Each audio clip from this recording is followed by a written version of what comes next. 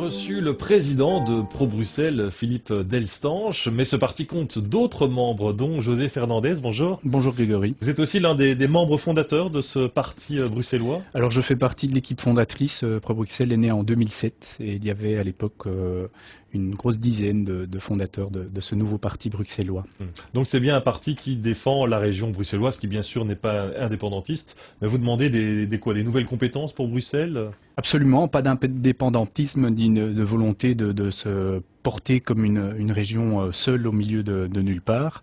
Notre demande est simple, c'est que la région bruxelloise soit à l'égal de la région flamande et de la région wallonne, une région reconnue à part entière et non co-gérée comme c'est actuellement le cas et comme ça semble être la volonté de certains partis du nord et peut-être du sud du pays. Qu'est-ce qu'il faut changer dans les institutions bruxelloises selon vous? Qu'est-ce qui est urgent? Alors les institutions bruxelloises, pour les Bruxellois, elles sont incompréhensibles. C'est un vrai millefeuille. Vous avez 19 communes, 6 zones de police, un gouvernement régional, la COCOF, la COCOM, le CGF.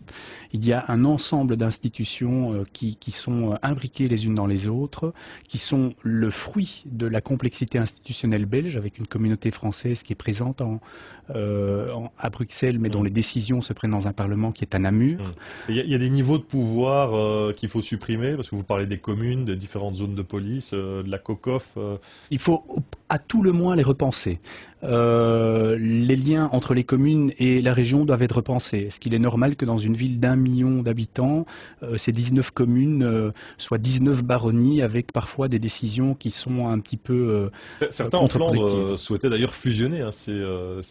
Par exemple les zones de police, ne faire qu'une seule zone de police, surtout Bruxelles, voire même fusionner les communes. Est-ce que c'est quelque chose aussi que vous soutenez?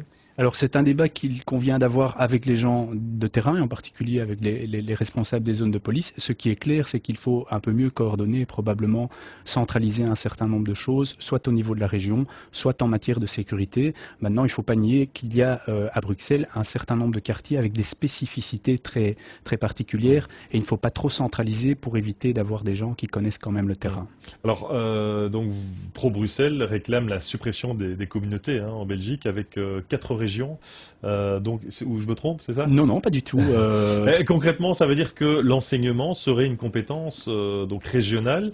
Et en quoi l'enseignement de Bruxelles serait-il différent de l'enseignement en Wallonie, par exemple? Bien, la région de Bruxelles, elle est différente de la Wallonie. Déjà, pour commencer, les enfants bruxellois, la sociologie bruxelloise est très différente de ce qui se passe en Wallonie. Aujourd'hui, l'enseignement est géré par un ministre la plupart du temps qui est issu de Wallonie et avec des décisions, comme je le disais tout à l'heure, qui sont prises dans un parlement à Namur.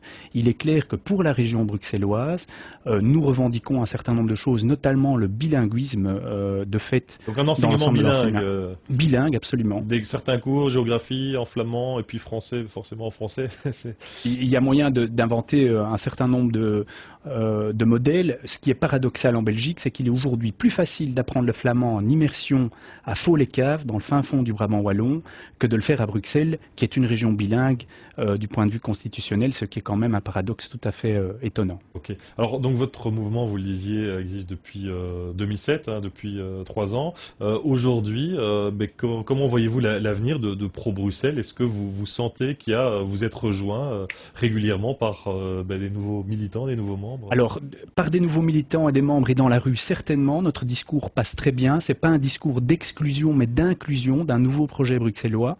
On sent qu'il y a véritablement nos idées peuvent être portées. Il nous manque aujourd'hui un élément fondamental et je vous remercie de nous le donner, c'est que l'accès aux médias dans ce pays pour les partis émergents est compliqué. On l'a bien vu avec les signatures qui ont dû être récoltées. Et puis vous êtes axé uniquement sur Bruxelles, donc forcément. Et nous sommes un parti régionaliste bruxellois, donc effectivement, nous nous sommes présentés que dans l'arrondissement de BHV.